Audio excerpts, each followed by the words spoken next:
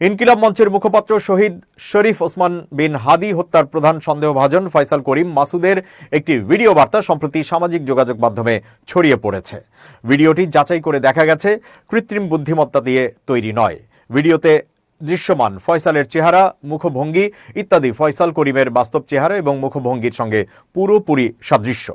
Digital অনুসন্ধানমূলক সংবাদ মাধ্যম the dissent তাদের ফেসবুক পেজে এই তথ্য জানিয়েছে। প্রতিবেদনে দ্য ডিসেন্ট জানিয়েছে, ওসমান হাদি হত্যাকাণ্ডের মূল অভিযুক্ত ফয়সাল করিম মাসুদের বক্তব্য হিসেবে প্রচারিত একটি ভিডিওর বিষয়ে অনেকে জানতে চেয়েছেন। ভিডিওটি সম্পর্কে দ্য ডিসেন্টের পর্যবেক্ষণ তুলে ধরা হলো। প্রথমত, ভিডিওটি এআই জেনারেটেড নয়, কারণ ভিডিওতে দৃশ্যমান ফয়সালের চেহারা, মুখভঙ্গি ইত্যাদি ফয়সাল করিমের বাস্তব চেহারা এবং মুখভঙ্গির সঙ্গে পুরোপুরি সাদৃশ্য। ভিডিওর ব্যাকগ্রাউন্ড নয়েজ যাচাই করে নিশ্চিত হওয়া গেছে তা এআই জেনারেটেড নয়। অন্তত 4টি নির্ভরযোগ্য এআই যাচাই টুলে পরীক্ষা করার পর প্রতিটি টুলই ভিডিওটি এআই জেনারেটেড না বলে সিদ্ধান্ত দিয়েছে।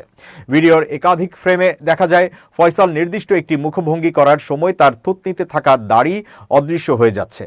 দ্য ডিসেন্টের বিশ্লেষণ বলছে, এটি মূলত ভিডিও রেকর্ড করার সময় ফিল্টার অন থাকার প্রভাবে হয়েছে। এই দাড়ি অদৃশ্য হয়ে যাওয়া দৃশ্য এটা প্রমাণ করে না যে পুরো ভিডিওটি একটি এআই সৃষ্ট কন্টেন্ট। দ্বিতীয়ত, ভিডিওতে ফয়সাল দাবি করেছেন তিনি বর্তমানে দুবাইয়ে আছেন। আসলেই তিনি দুবাইয়ে আছেন কিনা তা শুধু এই ভিডিওর মাধ্যমে যাচাই করা সম্ভব নয়। ফয়সাল নিজেও তার মুখের বক্তব্য ছাড়া দুবাইয়ে অবস্থানের কোনো প্রমাণ হাজির করেননি। তৃতীয়ত, ফয়সাল ভিডিওতে একটি মিথ্যা তথ্য দিয়েছেন। সেটি হলো, তিনি বলেছেন হাদিকে হত্যার সময় ব্যবহৃত বাইকে তিনি ছিলেন না। তবে দ্য ডিসেন্ট আগেই বিশ্লেষণ করে প্রমাণ করেছে যে হাদিকে হত্যার সময় ব্যবহৃত বাইকে ফয়সাল করিম এবং তার সহযোগী আলমগীর শেখ ছিলেন। বাইকের পেছনে বসে গুলিবর্ষণকারী ব্যক্তি ফয়সাল করিম এবং বাইক চালক আলমগীর শেখ।